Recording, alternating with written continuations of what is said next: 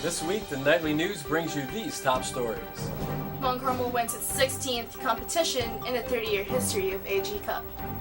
And an international Christian group visits our campus. And prom is just around the corner. And we'll have that and more coming right up.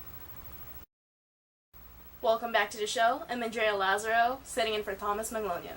And I'm guest anchor Brad Rosala.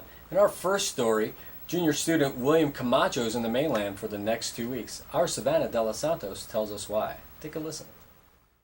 While other students are spending their last 2 weeks studying hard and working on last preparations for the fourth quarter, our nightly news reporter, William Camacho, participates in the Close-Up program.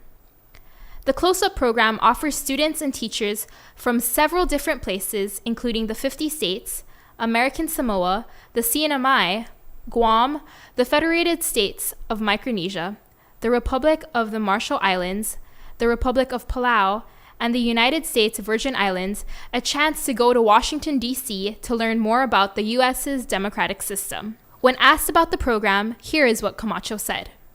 We're going to have a series of workshops, and I'm going to be preoccupied each day with historic workshops, and we're going to visit historical sites and also famous places.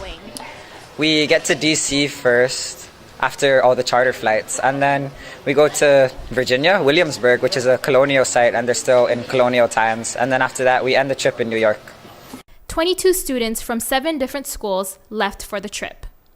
Thanks so much, Savs. An international Christian drama group makes a special stop by our school. And one of our very own reporters adds another feather to MCS's cap. Nightly News Editor-in-Chief Thomas Magnolia files these reports. Mount Carmel School junior Andrea Lazaro added another feather to our school's cap after being hailed as the overall champion of the 30th annual Attorney General's Cup speech competition on May 2, 2014 at the Tinian High School cafeteria. She, along with 5 other high school students, answered the competition's question, how should the federal government address the CNRA's requirement that the temporary worker population in the Commonwealth be eliminated? The 17-year-old student said that people easily forget that the topic is fundamentally about people. She told the panel of 9 judges. Many of these CW workers have lived and worked here with their families for 10, 15, 20 or more years. My own parents have given their blood, sweat, and tears here for 26 long years. In other parts of the country, 5 years of legal work is all they would have needed for permanent residency or a green card. But not here. Not now.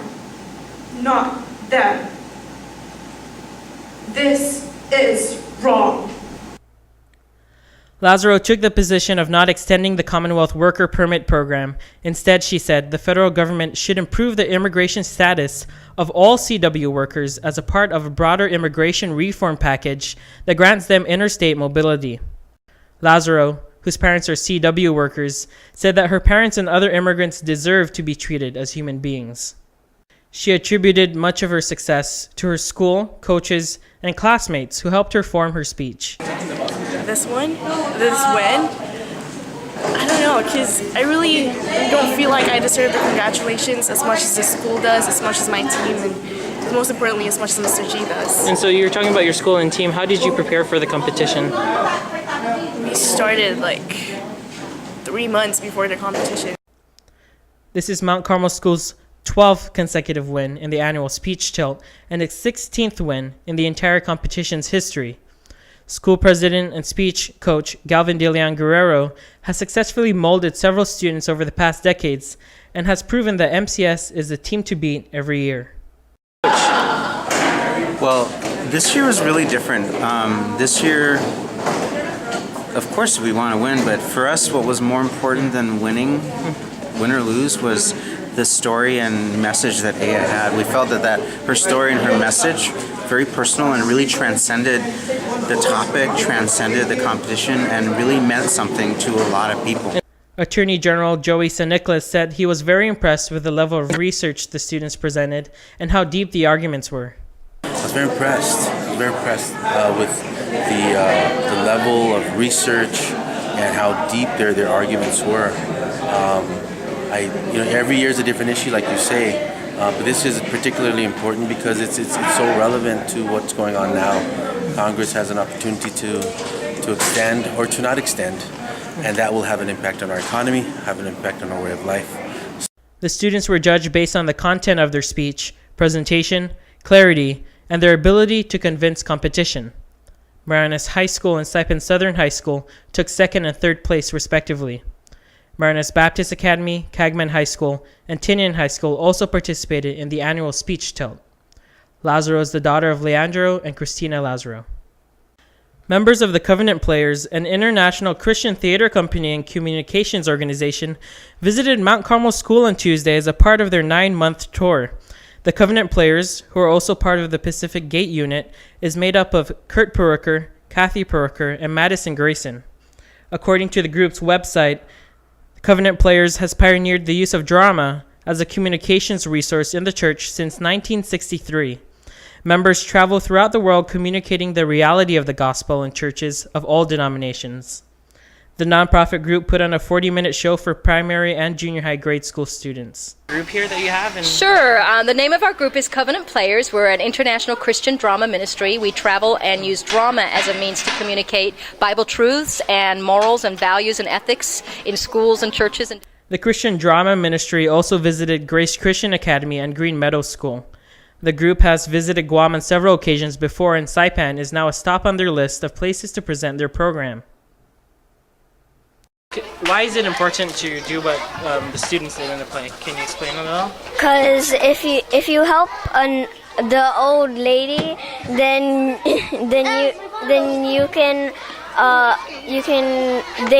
the old lady might help you too if you're in need. All three actors have been active in drama since their preteen days. Both Kurt and Kathy have been involved in the ministry for almost 3 decades now. Grayson just celebrated 7 months. They told the Nightly News that they plan on visiting Saipan and performing to larger and more diverse audiences in the future. The group has worked with international and private schools for many years throughout Europe, South Korea, and Japan. Reporting for the Nightly News, I'm Thomas Mangalonio.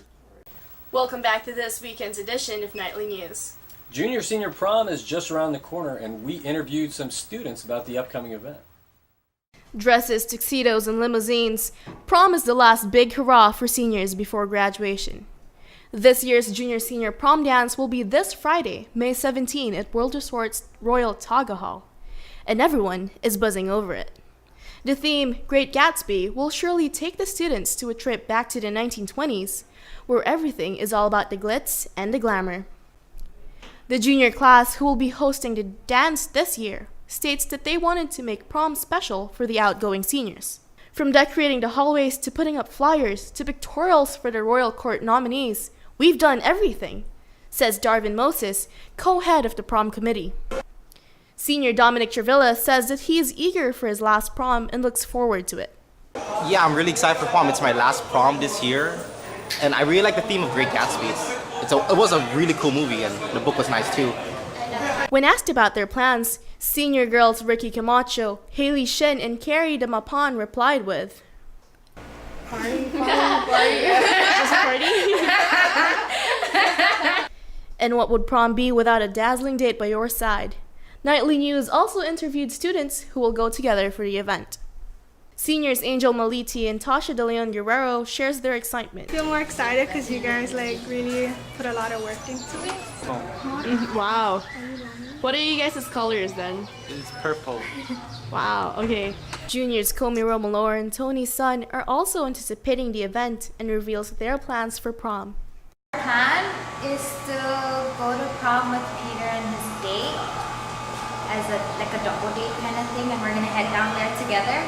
And then me and Tony's color is basically like a light kind of pink. This year's prom king and queen nominees are seniors Francesca Tomukani, Carrie Damapon, Kaylani Lebria, and Mickey and Ricky Couts, with their kings Jared Sablon, Kino Camacho, and Angel Maliti.